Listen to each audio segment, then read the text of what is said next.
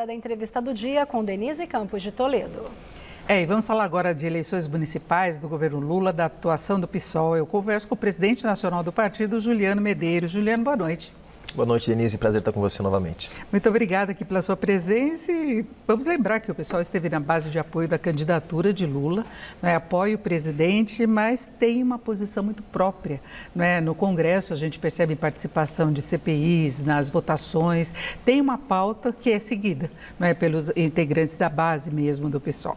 Agora, eu queria saber como é que você avalia o governo Lula, nessa proximidade com o Centrão. A gente sabe que o governo no Brasil tem essa dificuldade de conseguir uma base, uma maioria mesmo no Congresso, mas como é que você avalia o quanto que isso possa interferir na gestão de Lula? Denise, os primeiros 6 meses, ou primeiros 8 meses do governo Lula até aqui são um governo de reconstrução. Nós estamos reconstruindo as políticas sociais que foram desmontadas nos últimos anos, não só nos 4 anos de Bolsonaro, mas também nos 2 anos de governo Temer. Estamos colocando mais uma vez um esforço para incluir as políticas sociais no orçamento, mantendo o equilíbrio fiscal, mas olhando com prioridade para os mais pobres. O governo Lula fez uma primeira etapa de uma reforma tributária que pode ser muito importante para as contas públicas nos próximos anos e está buscando fazer uma segunda etapa agora com a taxação dos fundos exclusivos, das offshores, dos paraísos fiscais no exterior. Então, o balanço que eu faço é um balanço positivo e as pesquisas de popularidade também mostram, de alguma forma, que há uma sensação de bem-estar, controle da inflação, perspectiva de crescimento econômico. Tudo isso foi feito ao longo do primeiro semestre sem um apoio decisivo do Centrão, embora o Centrão tenha votado em muitas matérias de interesse do governo, mas não foi pela entrada do Centrão no governo que o governo do presidente Lula conseguiu aprovar essas medidas no primeiro semestre. De modo que eu estou entre aqueles que não vê como algo imprescindível, ou o Centrão está no governo ou não vai ter governabilidade. Eu diria até o contrário.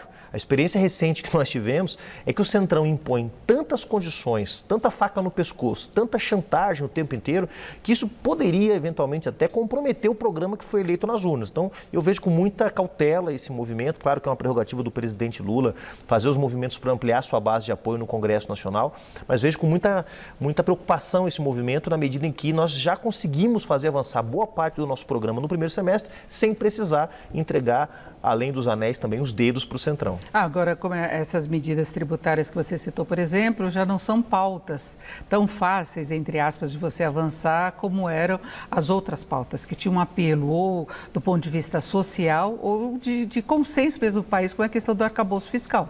Então, agora você entra numa fase em que o governo vai ter que avançar com pautas próprias. Então, nesse caso, talvez ele necessite de mais apoio. E acho que o presidente Lula tem que fazer o que ele fez no primeiro semestre. No primeiro semestre, por exemplo, Denise, a principal batalha que o presidente escolheu foi em torno da taxa de juros. A taxa de juros está muito alta no país, isso vai dificultando a retomada do investimento produtivo, tem uma série de impactos negativos na economia e no desenvolvimento do país. O que o presidente Lula fez? Ele propôs o impeachment do Roberto Campos Neto, ele propôs alguma medida extrema? Não. Ele optou por dialogar, debater com a sociedade brasileira, com a imprensa, com os formadores de opinião, sobre o impacto da taxa de juros na economia do país. O que aconteceu? As pesquisas mostram, 88% das pessoas acham que o presidente Lula está certo. Eu defendo que o presidente Lula faça a mesma coisa no segundo semestre.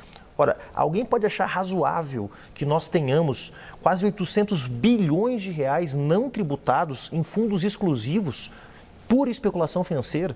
Alguém acha razoável que as offshores, os paraísos fiscais no exterior, não paguem imposto de renda?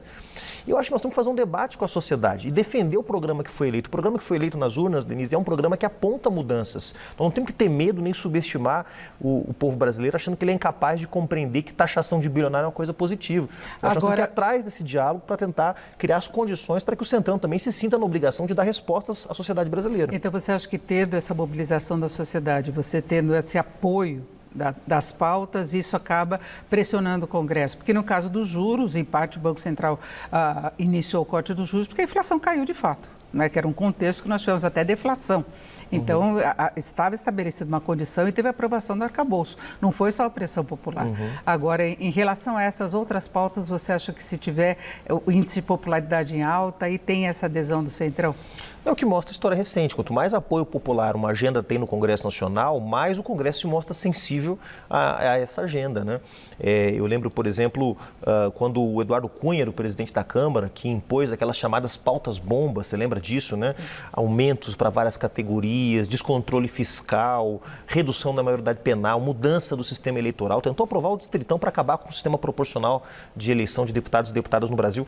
Aquilo estava num contexto em que o governo estava muito enfraquecido, o governo da presidenta Dilma. Então o Centrão se sentiu empoderado para fazer a sua agenda avançar. Se o governo estiver fortalecido, se as medidas do governo estiverem dando certo e se houver pressão social, mobilização social em torno da agenda que foi, do programa que foi eleito nas urnas, eu acho que o governo se torna menos dependente do Centrão, o que não significa deixar de dialogar com o Congresso Nacional, deixar de dialogar com os poderes. Isso é parte da democracia. O presidente Lula, aliás, faz isso muito bem, mas isso não pode se tornar uma camisa de força para, eventualmente, impactar a realização do programa eleito pelo povo brasileiro. Agora, aí tem a questão das eleições municipais no ano que vem, que vai ser um grande teste, inclusive, de popularidade do presidente. Em alguns casos se prevê uma polarização, como aqui em São Paulo, se ficar entre o atual prefeito e Boulos. Mas eu queria saber da posição do PSOL no geral em relação a essas eleições municipais, e lembrando que o governo o PT está permitindo alianças com os partidos, não excluiu formalmente o PL, só não pode ter aliança com bolsonaristas de fato.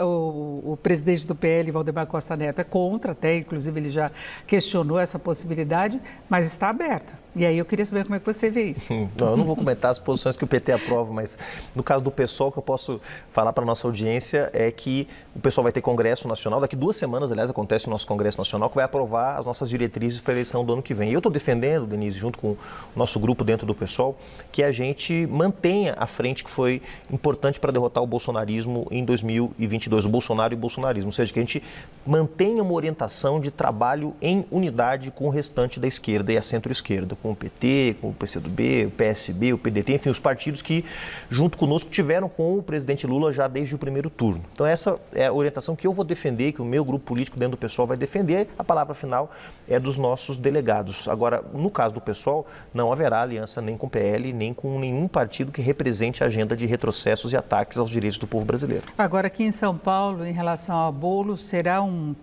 vice ou uma vice do PT?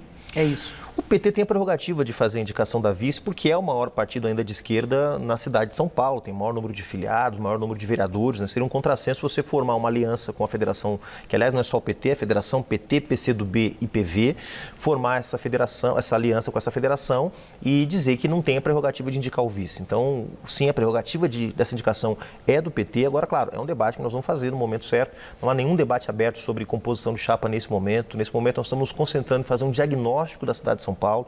Notícias preocupantes têm aparecido a cada dia envolvendo a gestão do Ricardo Nunes. Então, nessa fase agora, é uma fase de fazer diagnóstico, de entender o que está acontecendo em São Paulo, para poder pensar um programa para a cidade e, a partir disso, ir atrás de novos aliados. E alguma estratégia diferente em relação às eleições anteriores, quando o Boulos foi para o segundo turno?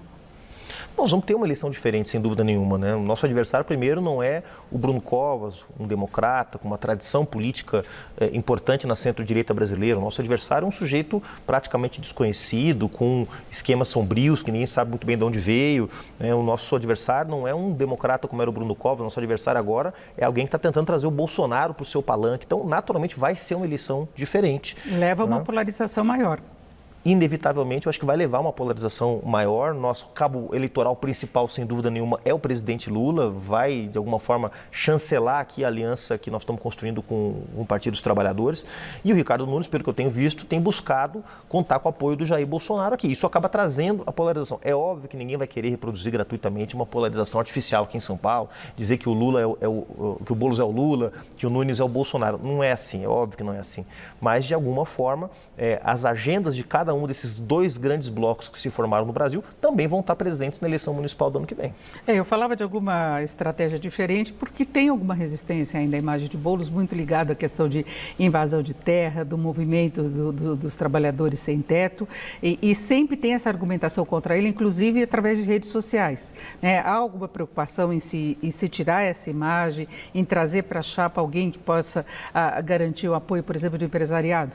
É impossível que uma liderança política do tamanho que tem o Guilherme Boulos hoje, o deputado mais votado de São Paulo, uma das lideranças mais importantes da esquerda brasileira e latino-americana, é impossível que ele não tenha algum nível de rejeição. Mas os níveis de rejeição do Guilherme Boulos são totalmente normais, na casa de 30%, que são aqueles eleitores de direita, extrema-direita, que nunca votarão num candidato de esquerda. Então, essa rejeição está dentro do controle, não há nenhuma preocupação em relação a isso. E em relação à trajetória do Guilherme Boulos, isso é importante você ter mencionado, Denise, nós não vamos fazer nenhum movimento para esconder a história do Guilherme Boulos. Em 2020, tentaram já, no segundo turno da eleição, acusar o Guilherme Boulos de invasão, dizer que o MTST era um movimento criminoso, e nós conseguimos mostrar em 2020 que o MTST é um movimento importante para a democracia, para a garantia dos direitos sociais.